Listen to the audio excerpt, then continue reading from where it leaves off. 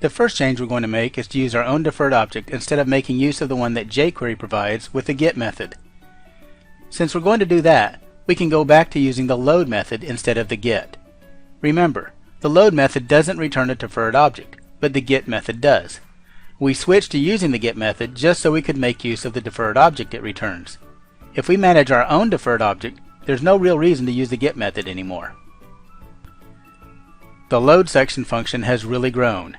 Imagine for a moment that all this logic was still embedded in the when block. Remember when we moved the logic out so it wouldn't be duplicated over and over? Now we see another benefit to creating a function for that processing. Readability in the when block is improved, and we have a single point to make logic changes for all loading logic. Let's walk through the code piece by piece. First, we create our own deferred object using the jQuery deferred method. We also define a variable that we'll use to reference the div that the content gets loaded into. Next, we check to make sure the options parameter is an object. This is our first opportunity to raise an error message. In our previous versions, we just fell through the function if something other than an object was passed. In this pattern, we make use of the reject method to report why the function failed. What, if anything, the calling code does with this information is not our concern. When writing functions that are part of an asynchronous process, like this one, it is very important to think about how to handle failure as well as success. We don't know how this function will be used in the future or what project it may be copied to. By adding just a little thought up front, we can provide for a lot more possibilities down the road. Let's look more closely at how we're handling the error. Notice how we return the deferred object and reject it right away. This will trigger the fail method, which uses an object as the first parameter. We're creating a simple object that only contains the status text property. This should be picked up by our fail function and reported to the message area on the page. After making sure the options parameter has selector and URL properties, we check to see if the URL property is an empty string. This is our second opportunity to report a meaningful failure result. Finally, we use jQuery to select the target div and check the length. If it's greater than 0, meaning we found the selector element, we load the contents based on the URL. Within our success callback function, we manually resolve the deferred object.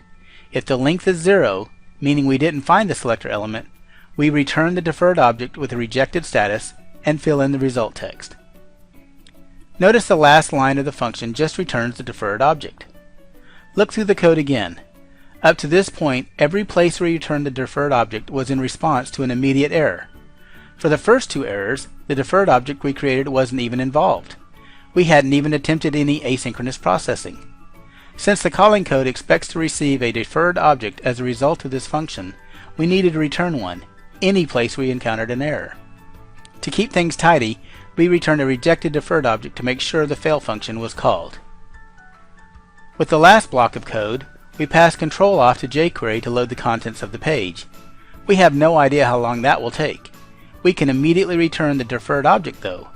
It will remain in a pending state until we either resolve it or reject it. This function does not actually wait on the load to complete.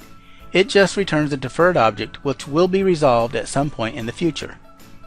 As you can see, we resolve it in the success handler of the load method. What if the load method fails? As we know, a failure doesn't report any errors, so we won't see any message. But will the defer get resolved? The answer is yes.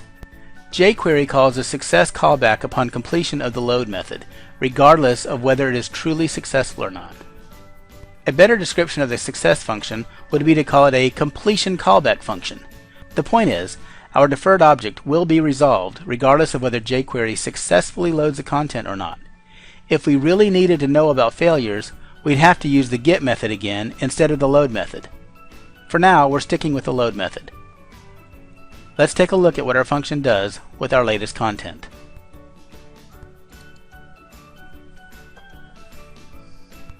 All the content loads properly, but the Proceed button gets enabled before the dynamic content in the first section appears. It seems we aren't any better off than we were previously. At least we're no worse off either. In just a moment, we're going to make it all work and be far better than we were before. Right now, though, let's do some negative testing with our latest code. Let's call our load section function with no parameters. If you recall, when we did that earlier, we got no indication of success or failure. It wasn't just that we didn't display an error, we weren't even notified that an error existed. What's going to happen now?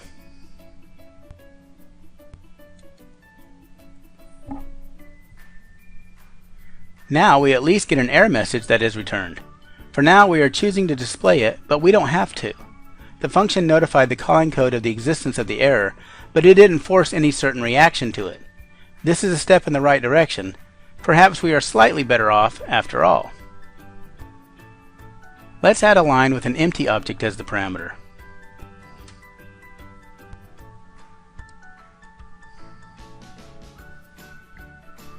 Wait a second. We're still getting the same error message. Are we sure the right code is running? Let's switch back and comment out the first error line just as a test. Here we've commented out the first load section that we expect an error from.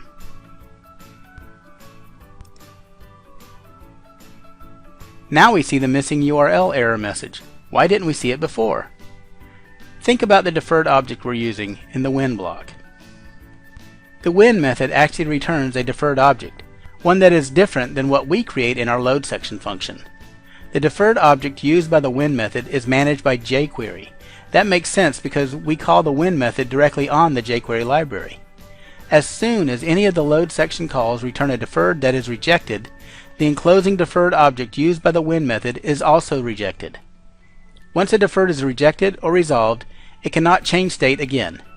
In short, the jQuery deferred object can only have one failure. As soon as that happened, all subsequent failures were ignored. What if we need to know more about each failure point? There's a way to manage that, but we have to do it on each deferred object we create, not within the enclosing object used by our when block. So, our dynamic content is still loading after the proceed button is enabled, but we're getting notified of errors now, and not just generic errors, ones of our own design and text. Of course, we're only seeing the first error we encounter.